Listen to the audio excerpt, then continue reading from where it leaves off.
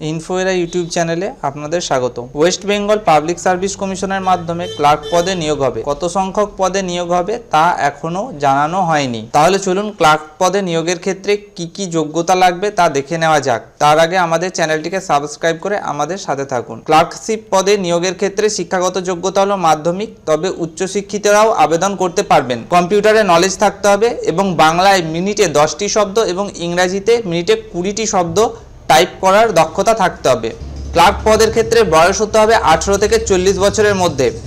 তপশিলি জাতি, উপজাতি, ওবিসি এবং শারীরিকভাবে প্রতিবন্ধীরা যথারীতিভাবে বয়সের ক্ষেত্রে ছাড় পাবেন। পরীক্ষার জন্য আবেদন করতে হবে অনলাইনে এবং পরীক্ষা ফি বাবদ লাগবে 110 টাকা।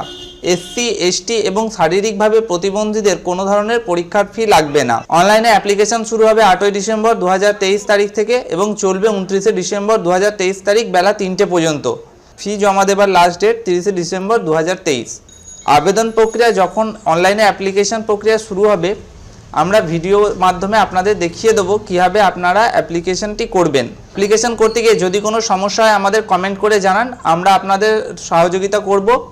এছাড়া বর্ধমান এবং তার পাশের এলাকা থেকে যারা ভিডিওটি দেখছেন, তাদের যদি কোনো ধরনের অ্যাপ্লিকেশন করতে গিয়ে কোনো ধরনের সমস্যা হয়, তারা সরাসরি আমাদের সাথে যোগাযোগ করতে পারেন।